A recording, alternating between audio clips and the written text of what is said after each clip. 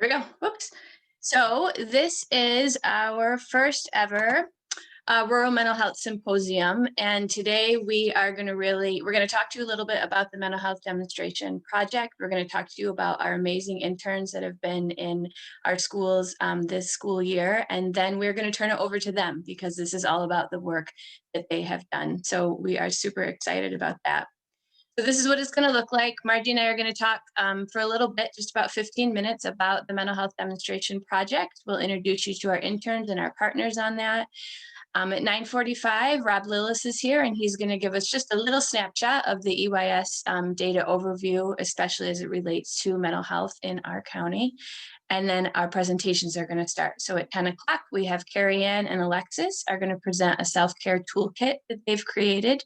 At 10:30, Carrie Ann, Bex, Lindsay, and Casey, all from Lions, are going to talk about MTSS.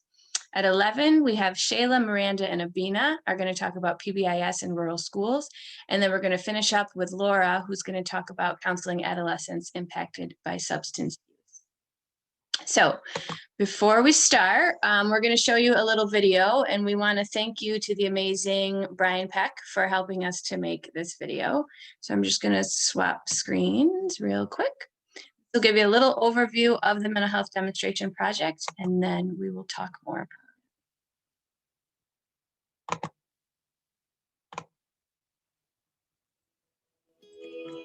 The purpose of the Mental Health Demonstration Project is to increase the pipeline of mental health professionals. You have to physically switch them, Hennessy. So the way that we do Oh, wait.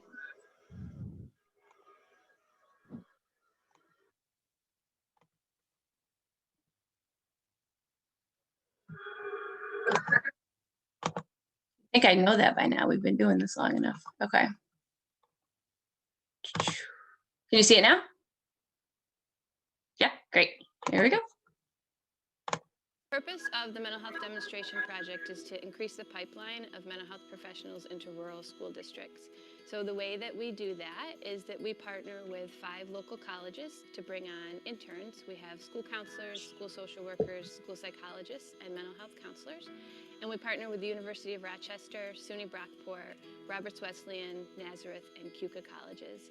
And our interns are spread out across 6 school districts. So we have Lyons, Newark, Sodus, Red Creek, North Rose, and Clyde Savannah. Our mental health interns have had a significant impact with our staff this year. They've helped to support systems that we've been working to put in place for years. They've also provided just the clinical manpower to be able to provide more intensive supports to students during a pandemic. It's been interesting having an intern on campus this year and being a supervisor, particularly watching this school psych intern interact with students. They've been able to affect change with them in a number of different ways. They've been impactful in just being a positive presence in the building, being engaging with students in all kinds of settings, including just in the hallways and in class. Our role under the county mental health department was to bring to the table the community-based organization that is in the school districts providing mental health treatment, to bridge the communication, strengthen the collaboration, ultimately to really bridge the gap of services to be able to support the students in the school districts to better offer them the opportunity to thrive and succeed. We talk about stuff at home, and we talk about stuff sometimes in the classroom, and like empathy stuff. Honestly, at the beginning of the year, it was hard for me. I did not want to come here. I did not want to be in here at all. I didn't want to be around no students, no teachers. I had no motivation for school. But then after I started talking to him, I wanted to come to school. I was getting my work done. I'm now honestly all passing on my classes now. It's upon me to help them connect with myself and make those same connections with other people. But to see them advance in life and to set their own goals and achieve them, both long-term and short-term, there's nothing more rewarding than that. Every day is a highlight because it's something new that's happening. But if I had to pick one, I would say the resiliency of the students and the staff, and especially the parents and the community at Lions, has been inspiring to me. Like, there's days, of course, where you're just like, oh, I don't want to get out of bed. I don't want to drive an hour to come in. And then you come in, the kids are just like winging it and doing it and, giving it all they got. And I'm like, well, I got to give it all I got, because they are. So it's the resilience piece that I've seen. Getting to learn from so many people who do their jobs in amazing ways already in supporting these students, and so many little pieces that I've learned along the way just watching other people work has been amazing, and I'm going to carry that with me. I would tell other students that it's nice to talk to people in your life so you can just get everything out. I don't really stress or anything like that as much as I used to. Now that I open up more and I tell more.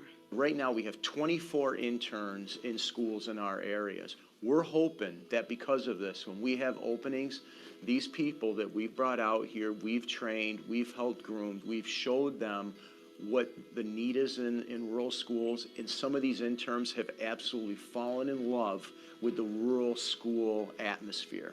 We're hoping that because of this, when we have openings, that they will want to come back here, that they will apply, and we will be able to offer them a job so they'll continue to stay with us.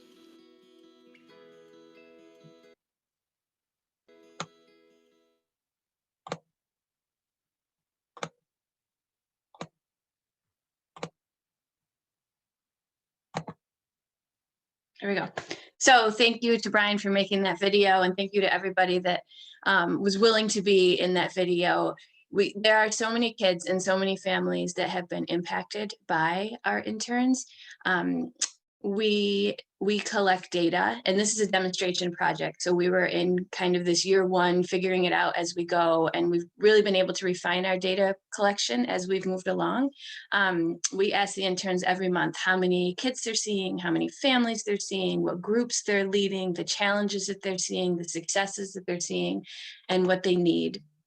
So just a little overview again, we are in 6 school districts, so they're listed up there, and we partner with a lot of institutes of higher education, which is great.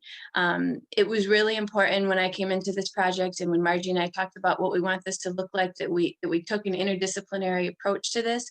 We know that, social workers and counselors and school counselors and psychs and LMHCs all are so valued in our schools and with our kids and families, so we wanted to bring everybody together. So we were able to do that, and we would never be able to do it without our community partners as well. So they're all listed up there. So as a result of the data collection, and as I said, it's refined itself. So we started kind of in November-ish, figuring out what data we wanted to collect. And I think we're in a good place now. So this is definitely an underestimate of what our interns are doing, but the numbers just speak for themselves. And when I shared this with our project officers at the federal level, they couldn't believe the impact that our interns are having. So collectively, they have 465 students on their caseload. They lead 36 groups per month, and they've had 16,987 contacts with students and families. And that's just from November until now. And again, that number is probably an underestimate of what they're really doing. So a lot of things that we ask them, we ask, what are some challenges? What are some things that you're seeing in each of your buildings? And we take all of that data and all of that information and we come up with themes. So for this year, these are the themes that our interns are seeing in their buildings. So virtual learning, attendance, shutdowns due to COVID, and then working with grief and trauma. So COVID has really been the overlying kind of challenge, or the thing that's happening most to kids in the building. And on the bottom, there are just some quotes that our interns have said. So really getting in touch with kids, making sure that they're able to engage kids and families virtually has been a challenge for them. Lack of motivation and loneliness for our virtual students. So how do we support those that aren't in the classroom every day?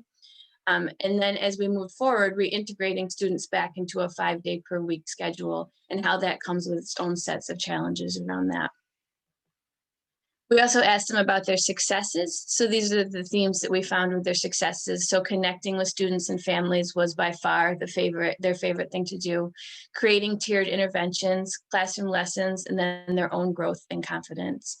So everybody every month talks about how open the schools have been, how welcoming everybody is, how excited everybody is that the interns are there and that they're helping. They talk about, you know, their individual sessions that start off strong. There was a slow start to the year because a lot of us were shutting down and then opening up and figuring out how to engage. The implementation of calm down kits. So there's definitely interventions that have been created that our interns are creating that are being put in place, and then connecting with more staff, teachers, and families than ever before.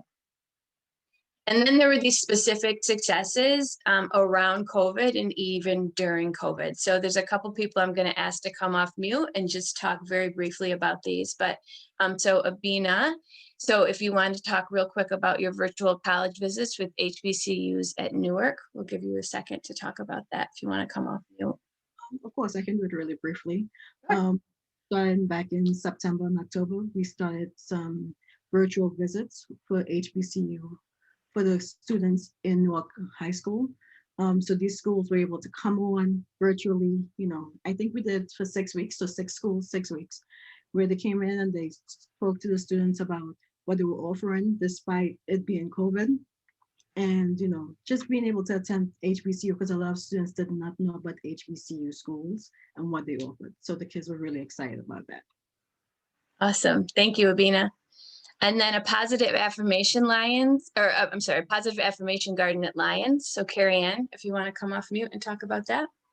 Yes, of course. So this is going to be my last week, unfortunately, here. And I kind of just wanted to leave something for the students to remember the work that they did over the whole entire 2 semesters. So I actually reached out to the principal, and it was smoother because we already had a rapport. And I asked her, could I have a portion of the garden that's here to do a positive affirmation garden with the students?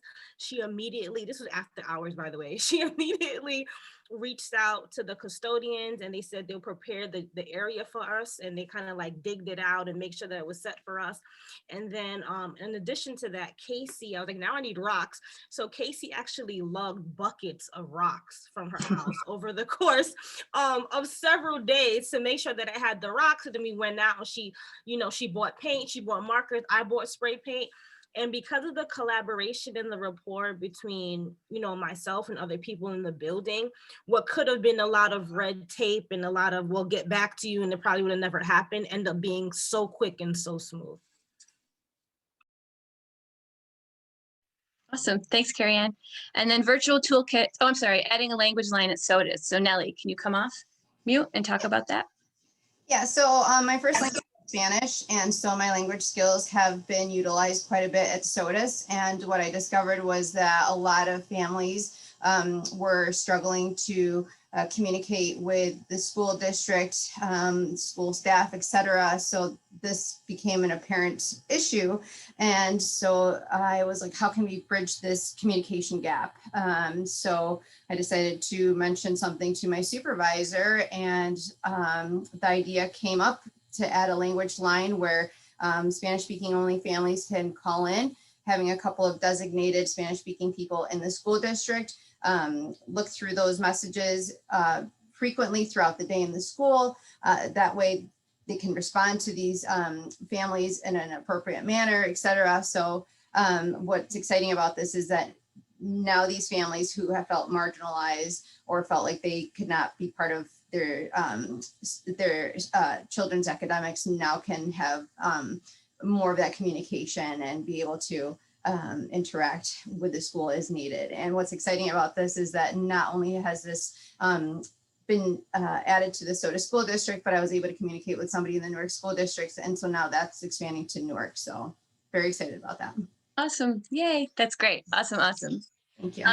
Some other successes. So a virtual toolkit for school staff on wellness and self-care. So Carrie Ann and Alexis are going to be our first presenters and talk about that. And that's going to be on our community schools website and open to everybody in the region. Definitely collaboration with our institutes of higher education increased through this project. I am fortunate enough to be able to collaborate with all of the colleges that we're working with, but we were also contacted, Nelson and I were contacted by Binghamton, by their community schools folks at Binghamton, and we met with them, and we're really being seen as a model of how to increase collaboration with colleges and universities to help students and families in our community. Even though we were all zoomed out, we were able to do a lot of really creative stuff with training. We were able to bring in experts in the field from all over the place for our interns. So Zoom allowed us to do that. And then most importantly, you know, I think that our interns, even though it was a really hard year to do this, they really learned how to be flexible. They learned how to practice emotional regulation in response to others' kind of dysregulation. And they were able to carve out their roles in the districts. And they were able to also see how those roles intersect and intertwine with each other.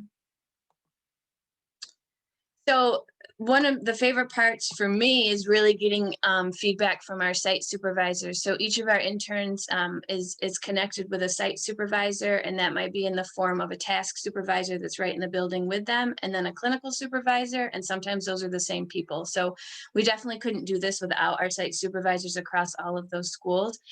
And it's really, I think it's beautiful that the interns have had such an impact on their site supervisors. So here are just some comments. So have renewed my love and passion for social work.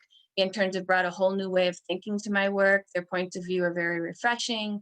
It's so refreshing to be surrounded by enthusiasm and excitement. It allows me to be more reflective about my work. They challenge my thinking. They push me to think outside the box. So not only, you know, does this program allow our students and families to get more support, it allows our supervisors to really be reflective and think outside the box and, you know, feel good about the work moving forward. And then this is our biggest collaboration. And this is something Margie and I I think that preach is a good word. We talk about it constantly, that collaboration is key. Like we need to be talking to each other. We need to be working with each other. And this extends, you know, amongst all mental health professionals. So it extends to those of us in the school. It extends to our agency partners. It extends to our college partners. We all need to be talking to each other. And the lens that I come with another lens too, because I'm a professor and I see how in the college world, we educate in silos. I mean, that's really what we do. And then once folks get into the field, it can be this big kind of, how am I supposed to work with each other? This is my role. How am I supposed to know what somebody else is doing? So the biggest takeaway for us is around collaboration. And the thing that we're most excited about moving forward is really teaching mental health providers how to work together in an interdisciplinary fashion.